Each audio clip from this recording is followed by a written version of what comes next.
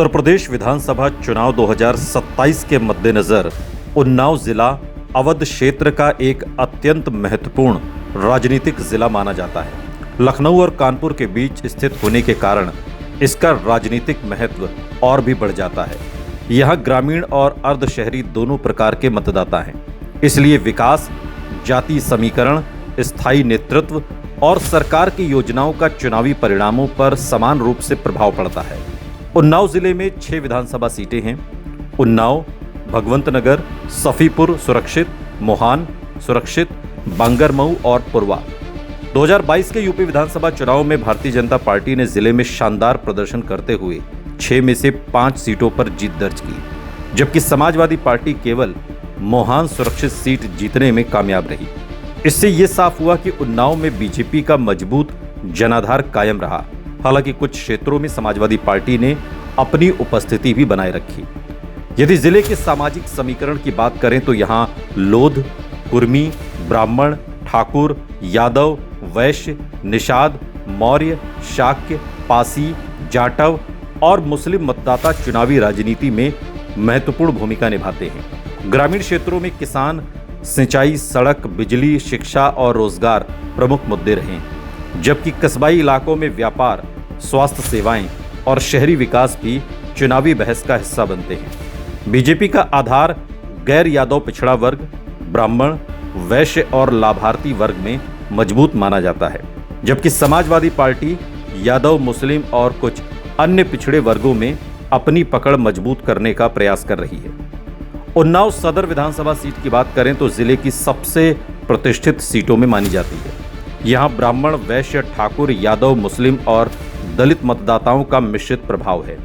शहर के विस्तार, रोजगार, सड़क, पेयजल, स्वास्थ्य और शिक्षा प्रमुख चुनावी मुद्दे हैं। 2022 में बीजेपी ने ये सीट जीती थी।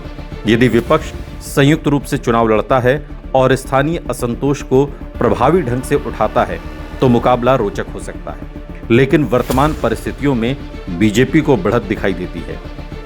भगवंतनगर विधानसभा सीट पर लोध, कुर्मी, ब्राह्मण, यादव और दलित मतदाता निर्णायक भूमिका निभाते हैं। किसानों की आय, सिंचाई, सड़क, बिजली और स्थानीय रोजगार यहाँ के प्रमुख मुद्दे हैं। बीजेपी ने 2022 में यहाँ जीत दर्ज की थी। यदि समाजवादी पार्टी पीडीए रणनीति के तहत गैर यादव पिछड़े वर्गों में अपनी पहुंच बढ़ाती है तो मुकाबला कुछ हद तक कड़ा हो सकता है, लेकिन फिलहाल बीजेपी संगठनात्मक रूप से मजबूत मानी जाती है। बांगरमऊ विधानसभा सीट की बात करें तो राजनीतिक रूप से हमेशा चर्चित रही है। यहाँ यादव, मुस्लिम, कुर्मी, लोध, ब्राह्मण और दलित मतदाता चुनावी परिणाम तय करने में महत्वपूर्ण भूमिका निभाते हैं। कृषि, सड़क, शिक्षा, स्वास्थ्य और स्थानीय उद्योग प्रमुख मुद्दे हैं। 2022 में बीजेपी ने ये सीट अपने नाम की थी। यदि समाजवादी पार्टी यादव मुस्लिम आधार के साथ अन्य पिछड़े वर्गों को जोड़ने में सफल होती है तो ये सीट प्रतिस्पर्धी बन सकती है, लेकिन वर्तमान समय में बीजेपी को हल्की बढ़त दिखाई देती है। पुरवा विधानसभा सीट की बात करें तो कुर्मी, लोध, ब्राह्मण, यादव और दलित समुदाय प्रभावशाली हैं। किसानों की समस्याएं, नहरों में पानी, सड़क, बिजली और रोजगार यहाँ के प्रमुख चुनावी मुद्दे हैं। बीजेपी ने 2022 में यहाँ भी जीत हासिल की थी। यदि स्थानीय मुद्दे चुनाव में प्रमुख बनते हैं तो मुकाबला दिलचस्प हो सकता है, लेकिन फिलहाल बीजेपी की स्थिति मजबूत दिखाई देती है।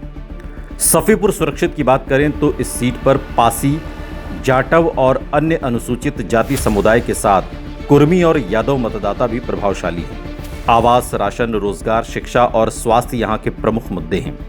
बीजेपी ने 2022 में ये सीट जीती थी। बहुजन समाज पार्टी का इस सीट पर कभी मजबूत प्रभाव था, लेकिन पिछले कुछ वर्षों में उसका संगठन कमजोर हुआ है। फिर भी बीएसपी यहां सम्मानजनक वोट हासिल कर चुनावी मुकाबले को प्रभावित कर सकती है। मोहान सुरक्षित सीट की बात करें तो जिले की एकमात्र सीट थी जिस पर 2022 में समाजवादी पार्टी ने जीत दर्ज की। यहां पासी, जाटव, अन्य अनुसूचित जाति, यादव और मुस्लिम मतदाता महत्वपूर्ण भूमिका निभाते हैं। समाजवादी पार्टी इस सीट को अपने मजबूत आधार के रूप में देखती है, जबकि बीजेपी इसे वापस जीतने के लिए पूरी ताकत लगाएगी। 2027 में ये सीट जिले की सबसे कांटे की लड़ाइयों में से एक बन सकती है। यदि पूरे जिले के चुनावी मुद्दों की बात करें तो किसानों की आय, एमएसपी, सिंचाई, आवारा पशुओं की समस्या, ग्रामीण सड़कें, बेरोजगारी, शिक्षा, स्वास्थ्य सेवाएं, बिजली आपूर्ति, कानून व्यवस्था और सरकारी योजनाओं का लाभ प्रमुख चुनावी मुद्दे बने रहने की संभावना है। युवाओं के लिए रोजगार और प्रतियोगी परीक्षाओं से जुड़े मुद्दे भी चुनावी चर्चा का हिस्सा बन सकते हैं। बीजेपी की सबसे बड़ी ताकत उन्नाव में उसका मजबूत संगठन, गैर यादव पिछड़ा वर्ग, ब्राह्मण, वैश्य, लोध, लाभार्थी वर्ग और महिला मतदाताओं का समर्थन माना जाता है।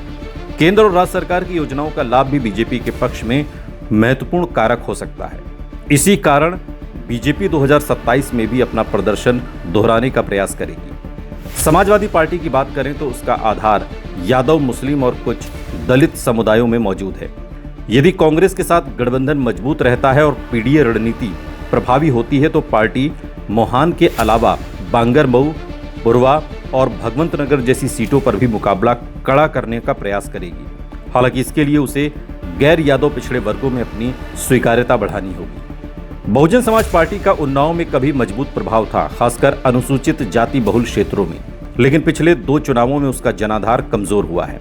इसके बावजूद सफीपुर और मोहान जैसी सीटों पर बीएसपी अभी भी चुनावी गणित को प्रभावित करने की स्थिति में रह सकती है। यदि बीएसपी का वोट प्रतिशत बढ़ता है तो इसका असर बीजेपी और समाजवादी पार्टी दोनों के चुनावी समीकरण पर पड़ सकता है। वर्तमान राजनीतिक संकेतों को समझें। 2022 के यूपी विधानसभा चुनाव के नतीजे, 2024 के लोकसभा चुनाव के नतीजे और जिले के सामाजिक समीकरण को देखें तो 2027 में उन्नाव में मुकाबला मुख्य रूप से बीजेपी और समाजवादी पार्टी कांग्रेस गठबंधन के बीच रहने की संभावना है।